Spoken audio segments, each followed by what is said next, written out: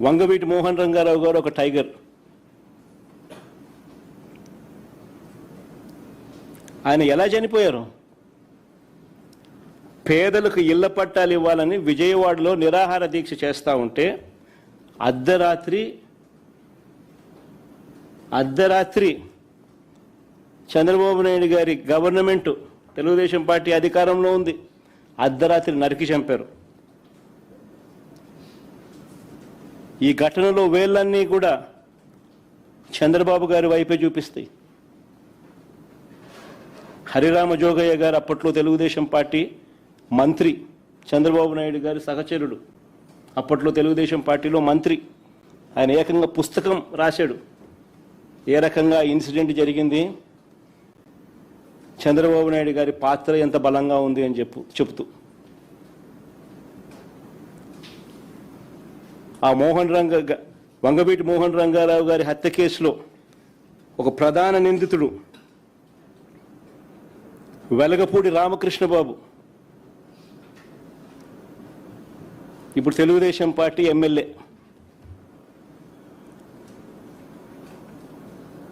ఇప్పటికీ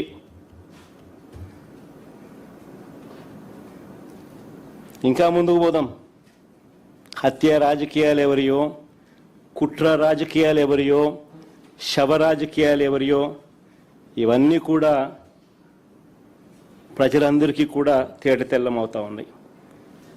ఎన్టీఆర్ గారి మీద దాడి చేసిన కేసులో మల్లెల బాబ్జీ అనే వ్యక్తిని పోలీసులు అరెస్ట్ చేశారు.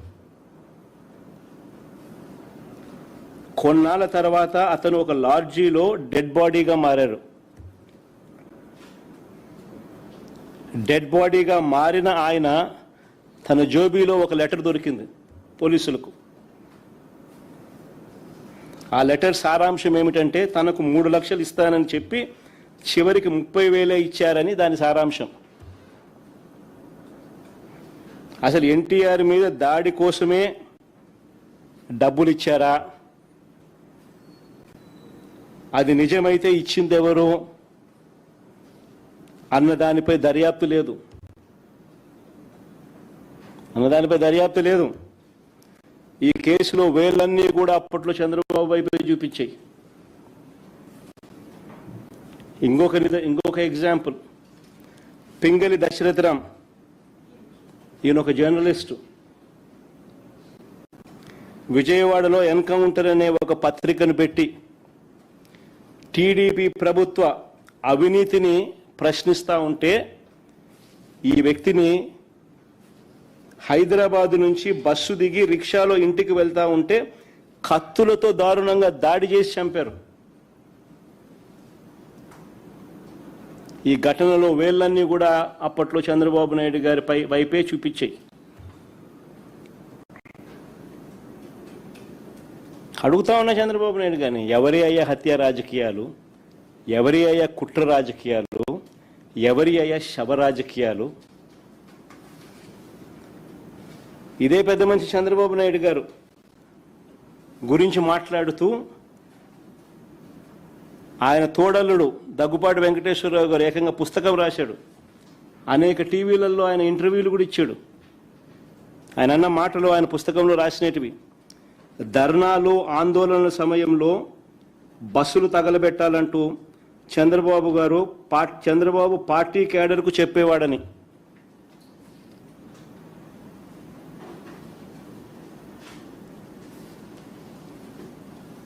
బస్సులు తగలబెట్టకపోతే ఆ ధర్నాలు కావంట.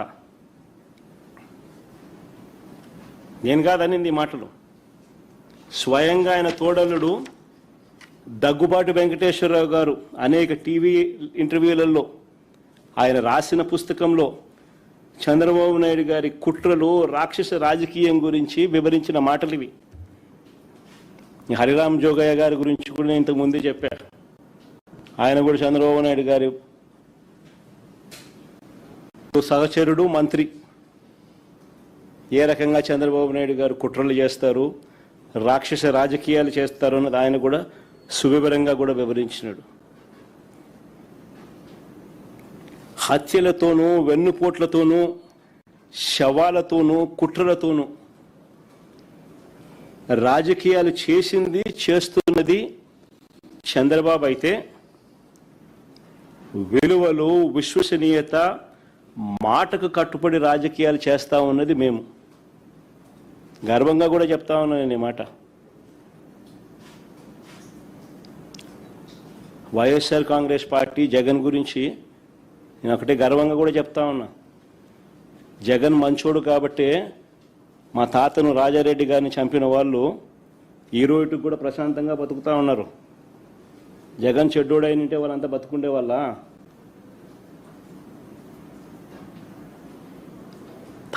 మా తాతగారిని దారుణంగా నరికి చంపిన వాళ్ళంతా ఈరోజు ప్రశాంతంగా ఇప్పటికీ ఉన్నారు. జగన్ నైజం ఎలాంటిది, జగన్ మనస్తత్వం ఎలాంటిది అని నిదర్శనం అది.